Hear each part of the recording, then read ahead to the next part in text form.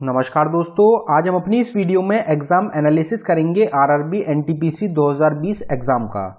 तो 12 फरवरी 2021 को जो पहली शिफ्ट रही है उसमें जो भी क्वेश्चन पूछे गए हैं आज हम उनको इस वीडियो में डिस्कस करेंगे। ये सभी 100% रियल क्वेश्चंस होंगे जो कि आज की शिफ्ट में पूछे गए हैं। एक भी क्वेश्चन ऐसा नहीं होगा जो कि आज की शिफ्ट से रिलेटेड ना हो। तो अगर आपको वीडियो पसंद आए तो वीडियो को लाइक जरूर करें और साथ ही हमारे चैनल को भी सब्सक्राइब कर लें। तो चलिए दोस्तों स्टार्ट करते हैं वीडियो, देखते हैं पहला क्वेश्चन क्या है। तो आपसे पहला क्वेश्चन पूछा गया था कि international labour organisation ILO was established in which year. तो आप सबको पता ही है इंटरनेशनल ऑर्गेनाइजेशंस के ऊपर लगातार एग्जाम्स में क्वेश्चन पूछे जा रहे हैं। तो आज की शिफ्ट में भी क्वेश्चन पूछा गया कि ILO जो है इंटरनेशनल लेबर ऑर्गेनाइजेशन जो है ये कौन से साल में फाउंड करी गई थी। तो हमारा आंसर हो जाएगा 1919 में फाउंड करा गया था इंटरनेशनल लेबर ऑर्गेनाइजेशन को, जिसका हेडक्वार्टर रहता है जिनेवा स्विट्जरलैंड में। तो ये आपको ध्यान रखना है, एक तो हेडक्वार्टर और एक एस्टेब्लिशमेंट ईयर, इनके ऊपर लगातार एग्जाम्स में क्वेश्चन पूछे जा रहे हैं। और अगर हम एक शिफ्ट की ही बात करें तो एक शिफ्ट में ही 3 से 4 क्वेश्चन पूछे जा रहे हैं इंटरनेशनल ऑर्गेनाइजेशन या फिर नेशनल ऑर्गेनाइजेशन से रिलेटेड। अगला क्वेश्चन देखते हैं, Kandariya Mahadev temple is located in. तो कंदरिया महादेव टेम्पल जो है ये कहां पे लोकेटेड है, आपसे ये क्वेश्चन पूछा गया। तो हमारा आंसर हो जाएगा खजुराहो टेम्पल, मध्य प्रदेश। तो खजुराहो टेम्पल जो लोकेटेड है उनके अंदर कंदरिया महादेव टेम्पल जो है ये लोकेटेड है। और ये अगर आपसे स्टेट पूछी गई थी एग्जाम में तो आपका आंसर हो जाएगा मध्य प्रदेश। तो मध्य प्रदेश में लोकेटेड है कंदरिया महादेव टेम्पल, जो कि एक पार्ट रहेगा खजुराहो टेम्पल्स का।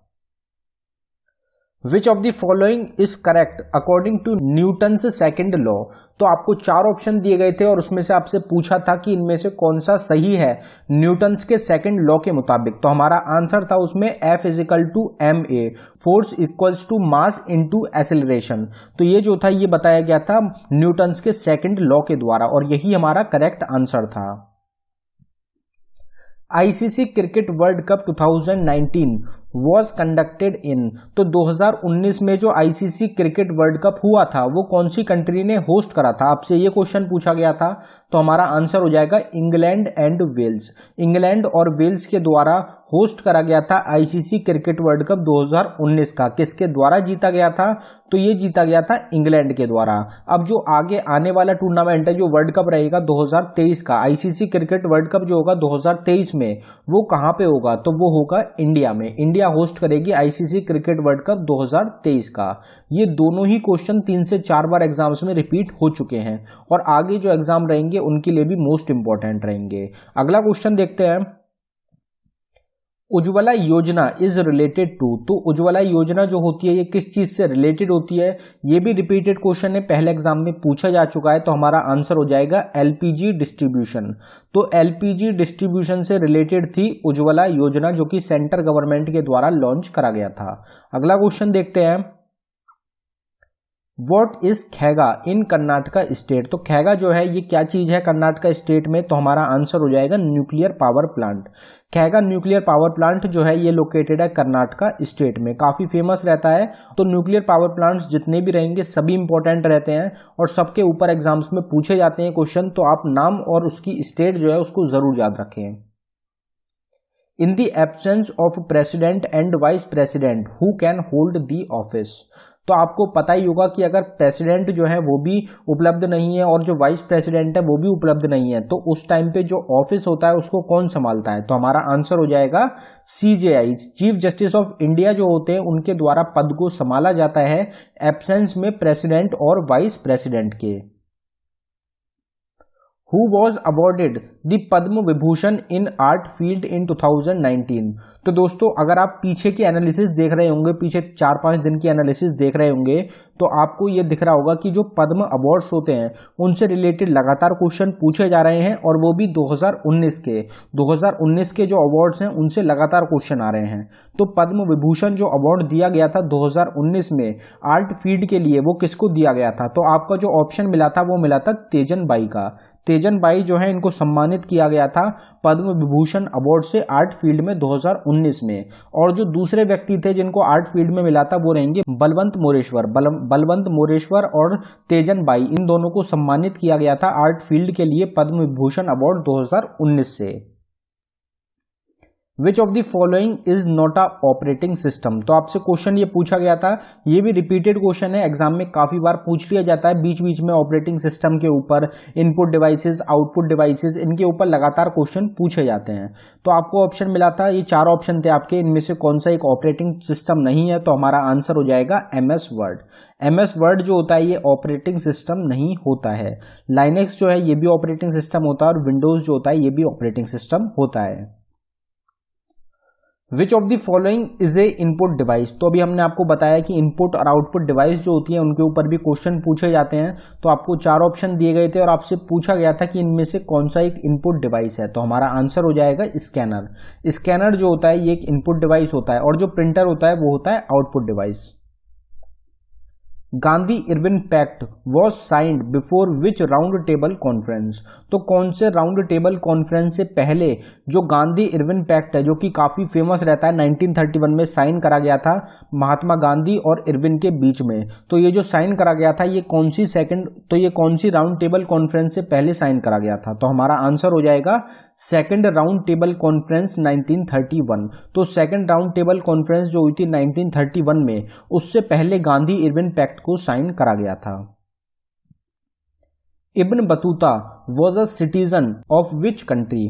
तो इब्न बतूता जो था, जो कि एक ट्रेवलर था, ये कौन सी कंट्री से था, कौन सी कंट्री का एक नागरिक था, तो हमारा आंसर हो जाएगा मोरक्को। तो मोरक्को जो कंट्री है, मोरक्को ट्रेवलर था इब्न बतूता। तो ये क्वेश्चन काफी बार एग्जाम्स में पूछा जाता है, जितने भी ट्रेवलर्स थे वो कहां से कौन सी कंट्री से थे। चाइनीज ट्रेवलर्स थे काफी सारे, मोरक्को ट्रेवलर्स थे, अफगान ट्रेवलर्स थे। तो ये जो ट्रेवलर्स थे ये भारत आए कब थे, किसके शासन में आए थे, और ये कौन सी कंट्री से रिलेटेड थे, तो ये क्वेश्चन भी एग्जाम में पूछे जाते हैं। Which of the following is not a mountain range. तो आपसे पूछा गया था कि इनमें से कौन सी एक माउंटेन रेंज नहीं है, तो हमारा आंसर हो जाएगा गुरु शिखर। गुरु शिखर जो होती है ये एक माउंटेन पीक है, माउंटेन रेंज नहीं है, सिर्फ ये एक पीक रहेगी गुरु शिखर। बाकी जो रहेंगी तीनों ये सब माउंटेन पीक्स हैं। सतपुरा काफी फेमस है, सतपुरा रेंजेस, अरावली हिल्स जो है ये भी माउंटेन रेंज है, और विद्यांचल जो है, तो विद्या माउंटेन रेंजेस जो होती हैं जिनको कि विद्यांचल बोला जाता है, ये भी माउंटेन रेंजेस हैं। अगला क्वेश्चन देखते हैं, which of the following statement is wrong about UNO. United Nation Organisation से कौन सा स्टेटमेंट है जो कि गलत रहेगा। तो इस टाइप के क्वेश्चन काफी पूछे जा रहे हैं यूनाइटेड नेशन ऑर्गेनाइजेशन से। यूनाइटेड नेशन ऑर्गेनाइजेशन जो है उसको आप बिल्कुल डीपली स्टडी करें, कोई भी पॉइंट ऐसा ना रहे जो कि आपको ना पता हो यूनाइटेड नेशन ऑर्गेनाइजेशन से, क्योंकि यूनाइटेड नेशन ऑर्गेनाइजेशन से काफी क्वेश्चन पूछे जा रहे हैं और स्टेटमेंट से रिलेटेड क्वेश्चन पूछे जा रहे हैं, तो आप इसको जरूर स्टडी करें। अगला क्वेश्चन देखते हैं, Who among the following was not a member of Simon commission. तो साइमन कमीशन का इनमें से कौन सा मेंबर नहीं था। आपको ऑप्शन दिए गए थे, उसमें से एक व्यक्ति जो था वो मेंबर नहीं था साइमन कमीशन का। 7 टोटल मेंबर्स थे साइमन कमीशन के। Which of the following is a single cell. तो इनमें से कौन सा एक सिंगल सेल है, तो आपको ऑप्शन था उसमें जाइगोट का। जाइगोट जो होता है ये एक सिंगल सेल ऑर्गेनेल होता है। अगर सिंगल सेल ऑर्गेनेल पूछा गया आपसे तो आपका आंसर हो जाएगा zygote. What is bank rate. तो बैंक रेट पूछा गया था आपसे कि बैंक रेट जो होता है ये क्या होता है, तो हमारा आंसर हो जाएगा rate at which RBI provides loan to other banks. तो जिस रेट पे आरबीआई जो होता है, रिजर्व बैंक ऑफ इंडिया जो होता है, वो लोन देता है दूसरे बैंकों को, उसको बोला जाता है bank rate. Which ruler taken the peacock throne from India. तो इंडिया से पिकॉक थ्रोन जो था वो कौन बाहर ले गए थे, दूसरी अपनी कंट्री में ले गए थे, तो हमारा आंसर हो जाएगा नादिर शाह। नादिर शाह जो है इनके द्वारा जो भारत का पिकॉक थ्रोन था वो ले लिया गया था। Bhagoria festival is celebrated by which tribe. तो भगोरिया फेस्टिवल जो होता है ये कौन सी ट्राइब के द्वारा सेलिब्रेट करा जाता है। अगर आपसे स्टेट पूछी जाए तो आपकी स्टेट हो जाएगी मध्य प्रदेश। मध्य प्रदेश स्टेट की जो ट्राइब रहती है भेल ट्राइब, इनके द्वारा सेलिब्रेट करा जाता है भगोरिया फेस्टिवल को। और ये जो फेस्टिवल्स होते हैं, जो भी फेस्टिवल्स होते हैं स्टेट के, खास तौर से जो ट्राइबल फेस्टिवल्स होते हैं उनके ऊपर काफी क्वेश्चन देखने को मिले हैं एग्जाम्स में। अभी जो पीछे की 2-3 शिफ्ट रही थी उनमें भी ट्राइब डांसेस के ऊपर, ट्राइब फेस्टिवल्स के ऊपर क्वेश्चन पूछे गए हैं। अगला क्वेश्चन देखते हैं, red cross was established bye home, तो रेड क्रॉस जो है ये किसके द्वारा इस्टेब्लिश करा गया था, फाउंड करा गया था, तो हमारा आंसर हो जाएगा हेनरी डुनट। हेनरी डुनट जो है इनके द्वारा फाउंड करा गया था, इस्टेब्लिश करा गया था रेड क्रॉस को। और भी काफी सारे लोग जिनके द्वारा मिलकर इस्टेब्लिश करा गया था रेड क्रॉस को, लेकिन आपको हेनरी डोरेट जो है अगर ये ऑप्शन में मिलेगा तो ये आपका करेक्ट आंसर हो जाएगा। अगला क्वेश्चन देखते हैं, What can be the maximum time interval between two session of parliament? तो पार्लियामेंट के जो 2 सेशन होते हैं उसके बीच में ज़्यादा से ज़्यादा कितने टाइम का गैप हो सकता है, तो हमारा आंसर हो जाएगा 6 मंथ। ज़्यादा से ज़्यादा 6 मंथ का टाइम गैप हो सकता है 2 सेशन के बीच में पार्लियामेंट का, उससे ज़्यादा टाइम डिफरेंस जो है वो नहीं हो सकता। तो ये जो है ये कुछ कानून हैं जो कि इंपॉर्टेंट रहते हैं और एग्जाम्स में पूछे जाते हैं। अगला क्वेश्चन देखते हैं, ISRO created a record by sending dash satellite, तो इसरो ने रिकॉर्ड बनाया था कितनी सैटेलाइट्स को भेज के। ये रिपीटेड क्वेश्चन है, पहले भी पूछा गया था और अब दोबारा पूछा गया, तो हमारा आंसर हो जाएगा 104 सैटेलाइट। 104 सैटेलाइट जो है ये सेंड करी गई थी, भेजी गई थी इसरो के द्वारा, तो ये क्वेश्चन पूछा गया। अब ये जो रिकॉर्ड था इसरो का ये तोड़ दिया गया है स्पेस एक्स के द्वारा। स्पेस एक्स जो है ये एक प्राइवेट कंपनी रहेगी अमेरिका की, जिसके द्वारा जो ये रिकॉर्ड था 104 सैटेलाइट को एक साथ लॉन्च करने का, ये टूट गया है। अब जो उसके द्वारा टोटल सैटेलाइट्स लॉन्च करी गई हैं वो रहेंगी 143 सैटेलाइट्स लॉन्च करी गई हैं स्पेस एक्स के द्वारा, जो कि एक नया रिकॉर्ड बन गया है। अगला क्वेश्चन देखते हैं, children's day is observed on, तो चिल्ड्रंस डे से क्वेश्चन पूछा गया था कि चिल्ड्रंस डे जो होता है कब होता है, तो हमारा आंसर हो जाएगा 14 नवंबर।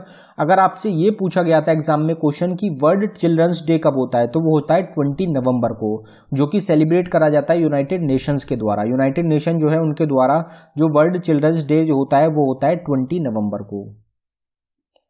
नाइग्रा फॉल्स ओरिजिनेट फ्रॉम, तो नाइग्रा फॉल्स जो है ये कहाँ से ओरिजिनेट होते हैं, तो लेक जो है ओंटारियो जो लेक रहेगा वहां से ओरिजिनेट होता है नाइग्रा फॉल।